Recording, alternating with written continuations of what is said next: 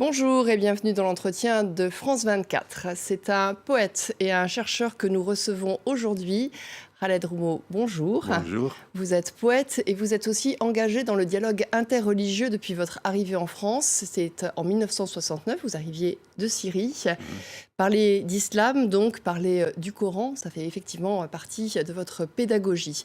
Le titre de votre ouvrage dit beaucoup de choses, d'ores et déjà. Penser son islam. Penser, c'est quand même la capacité de réflexion. Son, c'est l'appropriation. C'est un titre très libre. Oui, mais c'est au fond de ce qu'est une relation à Dieu, parce qu'il y a une responsabilité individuelle. C'est vrai qu'il y a la solidarité communautaire, mais il y a le jour du jugement, auquel je crois, où chaque personne est responsable d'elle-même, dès ici.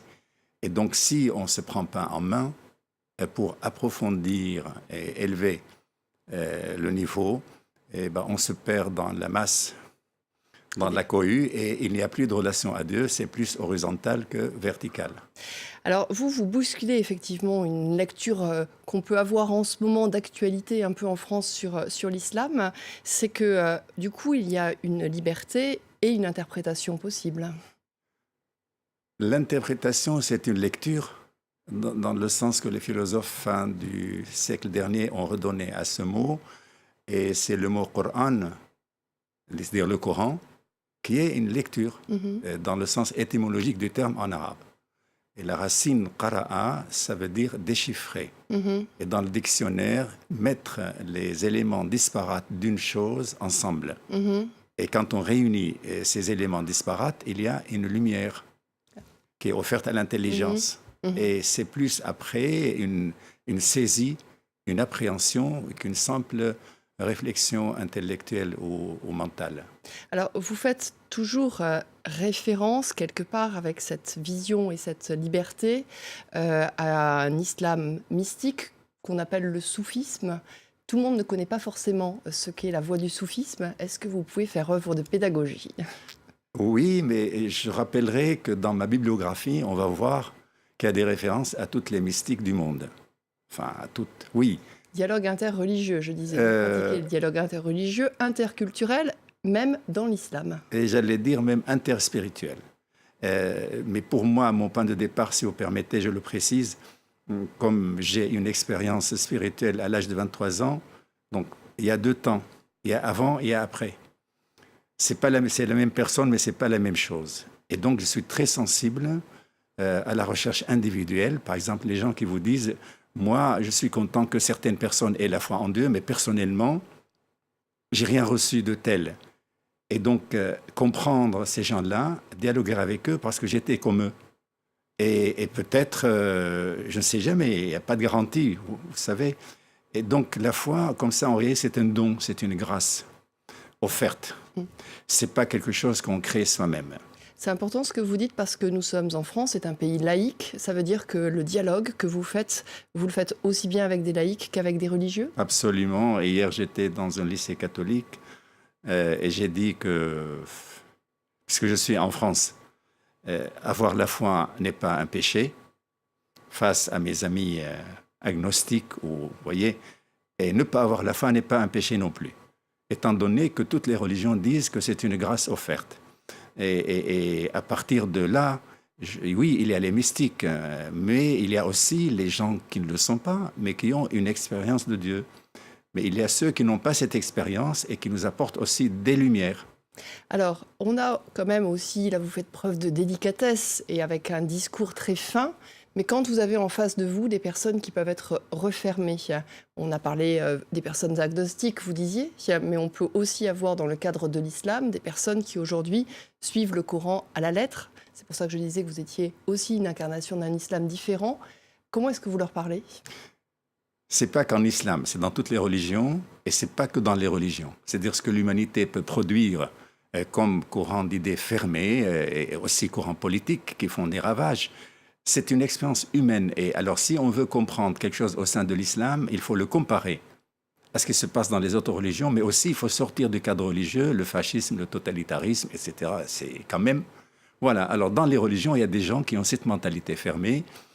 Et je crois qu'on ne peut pas faire plus que dire ce que nous pensons. On ne peut pas les faire changer d'avis. Vous voyez, c'est comme un torrent qui prend tout sur son passage et c'est très, très dangereux. Je donne un petit exemple. Un jour, je parlais avec un musulman qui m'était très proche et qui était comme ça fermé. Je lui ai dit, Razali, c'est l'un des plus grands penseurs et mystiques de l'islam. Il me dit, qui est cet impie? Alors j'ai compris que je ne pouvais pas continuer. Alors justement, l'âge d'or de ces grands penseurs, Razali, vous en parlez, Ibn Arabi, Rumi, quelque part en Perse, c'est le 12e, 13e siècle après Jésus-Christ, si on se réfère à notre calendrier français. Pourquoi cet âge d'or aujourd'hui, il n'est pas remis à la mode? Pourquoi est-ce qu'on ne retrouve pas des personnes qui vont parler ainsi? C'est-à-dire, vous savez, c'est une lumière permanente dans toutes les religions qui ne s'éteint jamais. Mais il y a des fois, et en même temps, ces grands noms que vous avez cités, à leur époque aussi, ils étaient combattus par certains courants politiques et théologiques. Ils fuyaient, oui. Oui, il ne faut pas l'oublier.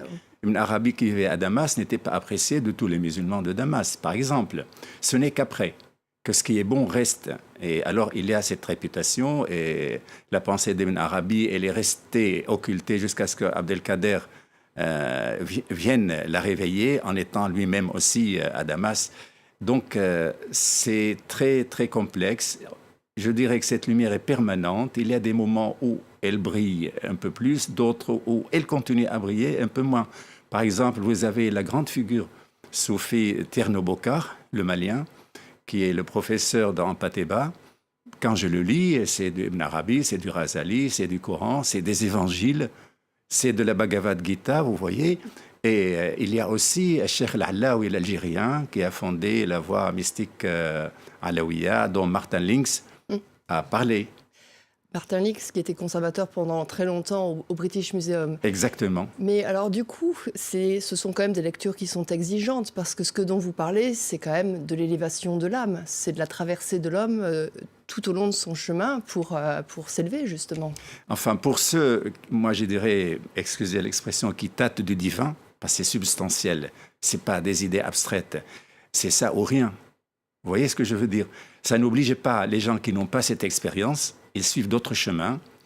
Mais si on ne fait pas ce travail après avoir reçu la grâce de ce contact, de cette proximité divine, on est perdu. Juste un petit détail. Quand on lit Ibn Arabi, c'est vous qui d'ailleurs le recitez dans votre ouvrage, il y a une phrase merveilleuse, il dit « L'amour est à la fois ma foi et ma religion ». Oui. Ça veut dire en fait que nous pouvons tous nous parler, quelles que soient les religions que nous avons ou que nous n'avons pas? Expérience faite, oui.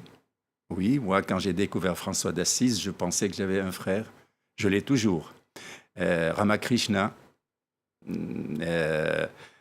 Bouddha, bien d'autres figures. Et plus, je dirais même pour le musulman, plus il découvre l'universel, plus son islam s'approfondit. Et plus il devient musulman. Parce que c'est sans remettre à Dieu. C'est la prière de Jésus, que votre volonté soit faite. Donc, si on n'arrive pas à découvrir les merveilles de la création, partout où Dieu a mis la main, il l'a mise partout, eh ben, notre islam manque. Je vous ai présenté en tant que poète. Vous écrivez par la poésie aussi. Pour vous, c'est un des moyens les plus subtils de toucher? Pour moi, je précise, c'est l'expression la plus, avec la musique, la plus aboutie pour exprimer les secrets de l'âme. Par exemple, mais parce que, c'est mon pourquoi à moi, n'est-ce pas? Parce que, c'est mon parce que à moi. Mon prochain recueil qui s'intitule « Je suis le roi de mon néant », c'est mon expression. Après, quand je demande à des amis proches « Qu'est-ce que ça vous dit ?» je vous assure qu'ils me dévoilent des choses que moi-même je n'ai pas vues dans ce titre. Et finalement, « Je suis le roi de mon néant », on n'est rien sans Dieu. Je paraphrase des versets coraniques. Ce n'est pas que l'islam, mais avec Dieu, on est tout. Et donc, quand je suis dans un état de conscience où je réalise mon néant, au lieu de m'engouffrer dans la consommation de certains produits, pour être artistique, charnel, et j'offre mon néant à Dieu. On revient au monde intérieur profondément Exactement. et à sa solitude. Tout à fait. Donc, le roi de mon néant, je ne vends pas mon néant pour rien. Je ne m'engouffre pas sur des pistes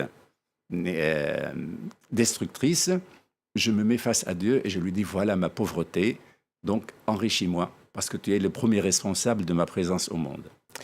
Vous écrivez comment? Parce que vous avez un français impeccable, vous avez aussi l'arabe, qui est la langue sacrée pour l'islam. Vous choisissez quel langage?